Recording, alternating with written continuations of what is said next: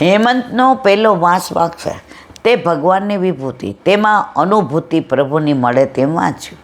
ભગવાનની આધિદૈવિક તામસ શક્તિ, કાત્યાયનું આરાધન આરંભ્યું. શક્તિ કાત્યાયની અને શક્તિમાન પ્રભુમાં અભેદ હોવાથી આ વ્રતમાં અન્યાશ્રયનો દોષ લાગતો નથી.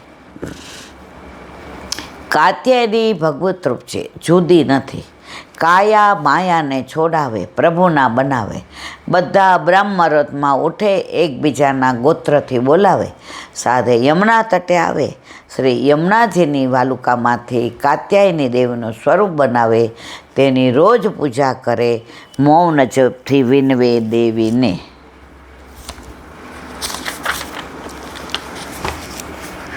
કાત્યાયની મહાભાગી મહાયોગીનધીશ્વરી નંદ ગોપ સુતમ દેવી પતિમ મે કુરુ મે તમ. શ્રીમદ ભાગવત દસમ સ્કંદ 22મો અધ્યાય અને 4થો શ્લોક. હે કાત્યાયની, હે મહાભાગે, હે મહાયોગીની, હે અધીશ્વરી, હે દેવી, શ્રી નંદગોપના પુત્રને મારા પતિ બનાવો. તમને નમન પૂજન પછી ઘેર હવિષ્યાનંદનું ભોજન કરતા, ઘેર પણ પૂજા કરતા. આ વ્રત પૂરું થયું. આ વાત ગોપવાસ કહેવાય છે. પછી ભદ્રકાલીનું આરાધન કર્યું. તેમાં સૌએ સીધી વિનંતી ભગવાનને જ કરી. ભૂયાનંદસૂત પતિ, નંદસૂત અમારા પતિ થાવ. આ વ્રતની સમાપ્તિ રૂપે ફલાત્મક પ્રભુ પધાર્યા ત્યારે દિવ્ય સખાઓને પણ લાવ્યા. તે પૂતનામાંથી પોતાનામાં લીધેલા 16,000 બાળકો તેમને પ્રગટ કર્યા. પૂતના આવી પેલા 16,000 બાળકોને માર્યા હતા. પ્રભુએ ચૂસીને બધાને પોતાના નામ લીધા. એ અહીંયા ફરી પ્રગટ કર્યા. બોલો વલ્લભાધીશ. મધુરાષ્ટક.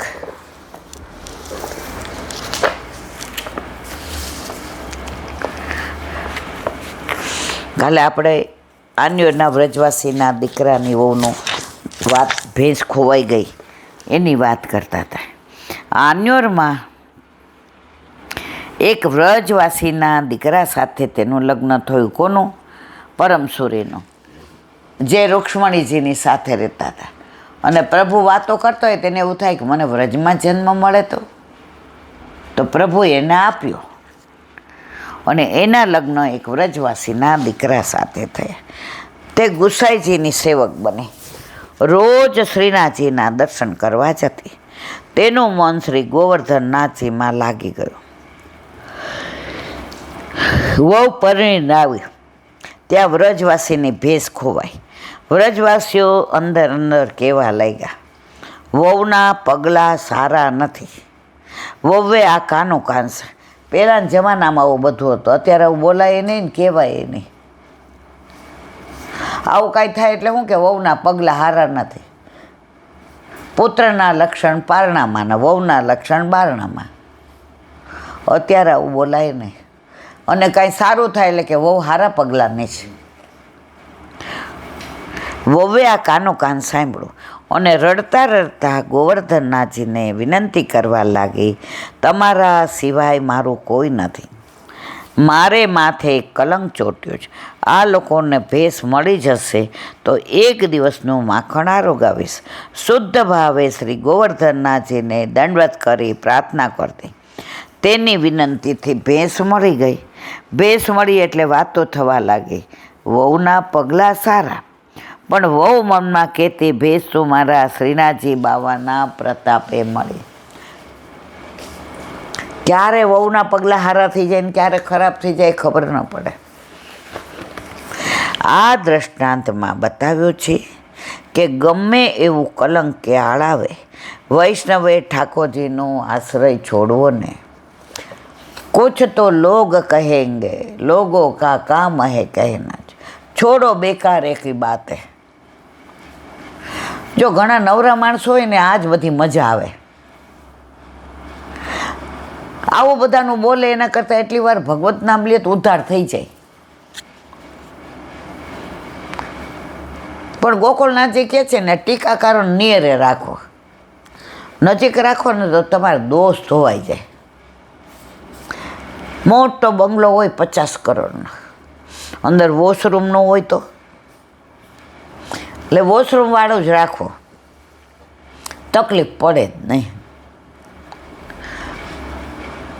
ગમે ત્યારે કોઈ ગમે એવું બોલે, હા, ડરવું શ્રીજી બાવાથી, વલ્લભથી, આપણા ઘરે બીતતા આપણા ઠાકોરજીથી.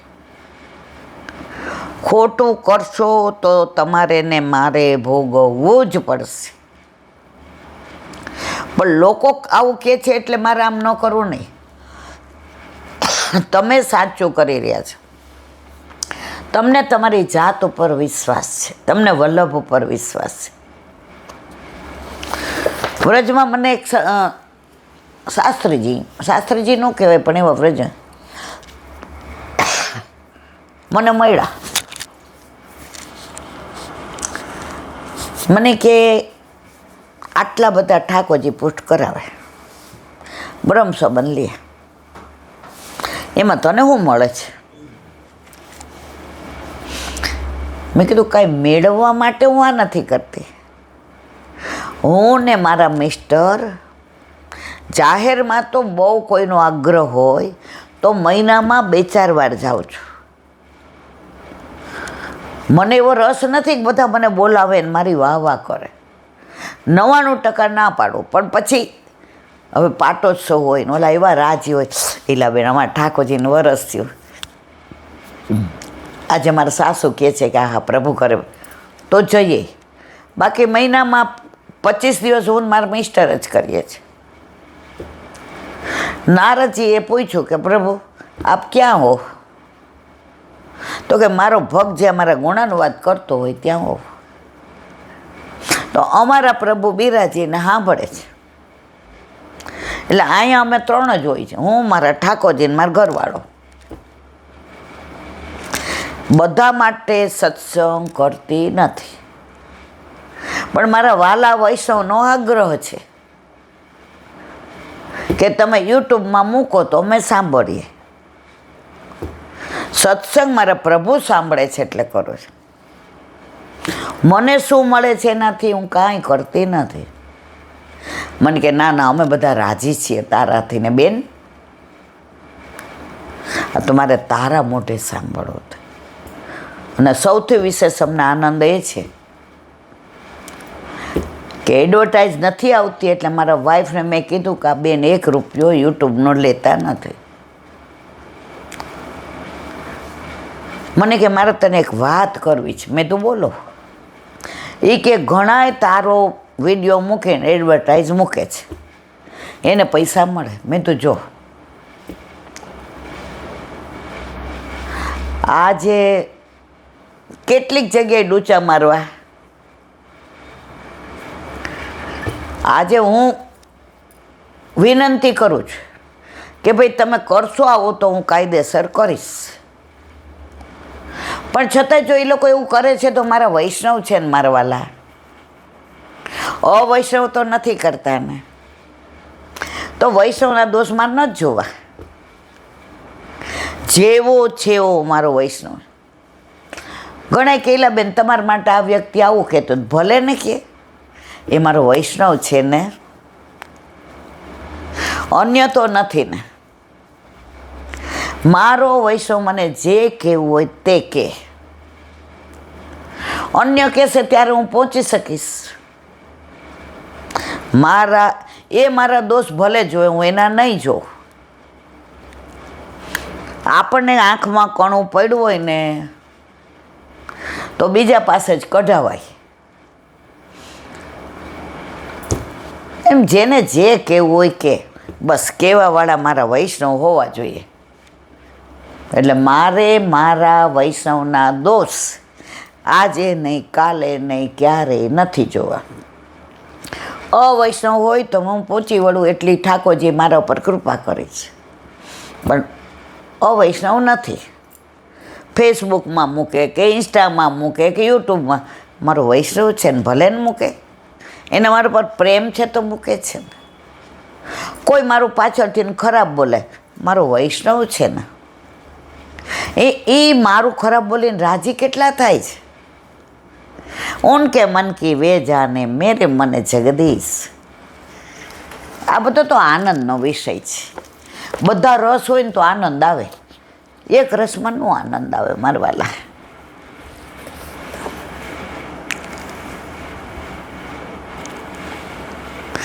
આ દ્રષ્ટાંતમાં બતાવ્યું છે કે ગમે તેવું કલંક કે આળ આવે, વૈષ્ણવે ઠાકોરજીનો આશ્રય છોડવો જોઈએ નહીં.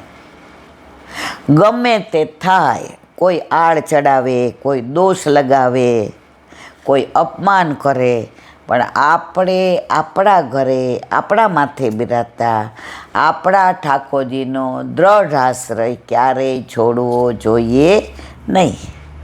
શ્રી ઠાકોરજી પોતાના ભક્તની પટ રાખે, લાજ રાખે જ છે.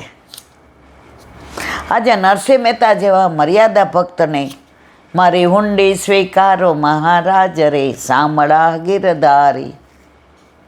વૈષ્ણવનો નાથ બન્યો વાણિયો રેલો.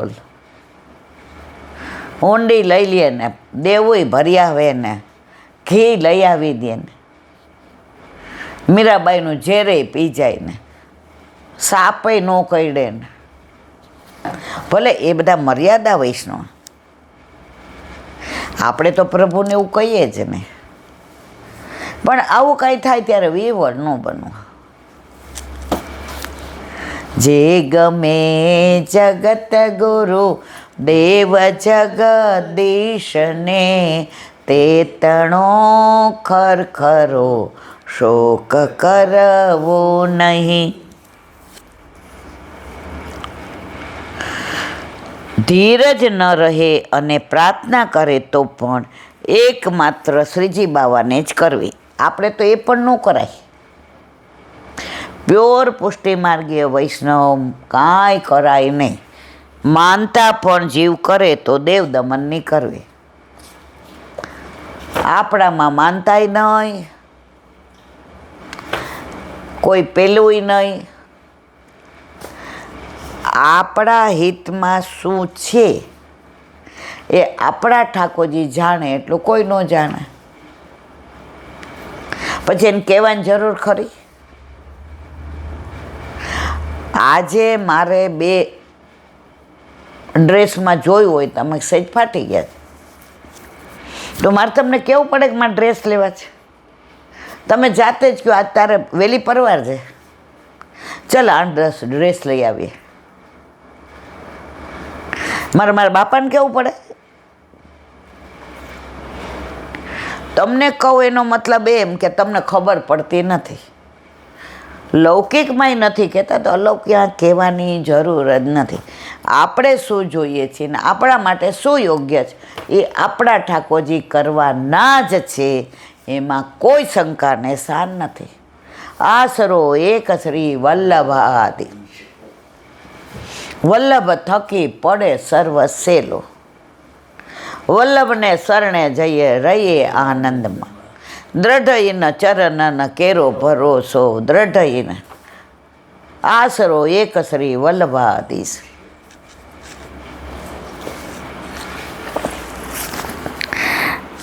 માનતા પણ જીવ કરે તો દેવ, કારણ કે ગોકુળના કુળ દેવતા ગોવર્ધનનાથજી પોતે જ. ગોકુળ એટલે ભક્ત કુળ, તેના નાથ શ્રી ગોકુળનાથજી પોતે જ છે. બોલો વલ્લભાધીશ. દયારામભાઈના ચંદ્રાવલા. 1 મિનિટ. શ્રી વલ્લભાધીશ દયારામભાઈના ચંદ્રાવલા. યદંગીકૃત જીવમંગી કરોતે ત્રિભંગી સ્વયં વેણુરંગી પ્રભુર્યત. સદગુરુએ આવાગન રૂપિયા રોગને મટાડવા શરણે લઈને પ્રભુની સન્મુખ કર્યા. પ્રભુની સેવા રૂપી ઔષધ આપ્યું. તેમાં પથ્ય પાડવાનું બતાવ્યું કે અન્યાશય રૂપી ઉપથ્ય હતી. બધામાં એક જ વસ્તુ, અન્ય આશ્રયથી બચો. હવે જો આ નવરાત્રિ આવશે, લીલાબેન અમે તો દર વખતે ગરબો લઈએ, અમારે નિવેદ કરવાના, અમે ધાયણા બાયણા કરીએ. આ બધાનો એક જ જવાબ, આપણા ઘરે પ્રભુ બિરાજે છે, એટલે હવે આપણાથી ને આ અન્યાશ્રય ન થાય. વળી ઘણાય કહેશે યમુનાજીનું મેં તો એ કેવું સ્થાપન, આપણામાં બધું હોતું જ નથી. 108 યમનાષ્ટકના પાઠ કરીએ, મેં તો એમને કરો ને. અન્યાશ્રયથી બને એટલું દૂર રહેવું. પ્રભુની સેવા અને સ્મરણ પ્રેમ ભાવથી કરો તો તમે બધા રોગોના ભયથી દૂર રહેશો. નાના હતા ને શીતળા બહુ નીકળતા, શીતળા ખબર છે આટલામાં, પછી ટીકા મરાવતા. તમે જોજો આપણી ઉંમરના બધાને આ ટીકા છે કે એ લગાવો ને તો શીતળા ન નીકળે. પ્રિકોશન્સ તો અહીંયા લખ્યું છે કે પ્રભુની સેવા અને સ્મરણ પ્રેમ ભાવથી કરો તો તમને ભવ રોગ લાગુ નહીં પડે. સેવા સ્મરણ કરશો તો ભવ રોગ લાગુ પડશે નહીં. જેમાં ટીકો લગાવ્યો તો શીતળા રોગ નાબૂદ થઈ ગયો ને, અત્યારે ક્યાંય શીતળા નથી. અમે નાના હતા તો શીતળા નીકળતા બધાને, અને પછી ચાઠા રહી જતા, અને ઘણા તો લીલામાં પહોંચી જતા. અને ગામડામાં તેઓને હંતાડી દેતા છોકરાઓને કે ક્યાંક દવાખાને લઈ જાય ને અમારા છોકરાને આમ થઈ જાય ને. પહેલાં બધી અંધશ્રદ્ધા બહુ હતી, પછી આ ટીકા લગાવ્યા, શીતળા રોગ નાબૂદ થઈ ગયા. તો તમે સેવા સ્મરણ કરશો તો અહીંયા શું કહે છે કે તમે ભવ રોગથી દૂર રહેશો. પ્રેમ ભાવ ભક્તિ વિના પ્રભુને પમાય નહીં. સેવા પ્રેમ ભાવથી કરવી પડે, એમને કરો તો પ્રભુ મળે નહીં. ભક્તિ કરતાં તે હવે કોઈથી ડરાય નહીં. આ ઘણા બિચારા પુષ્ટ કરાવે ને એટલે બધાય ડરાવે.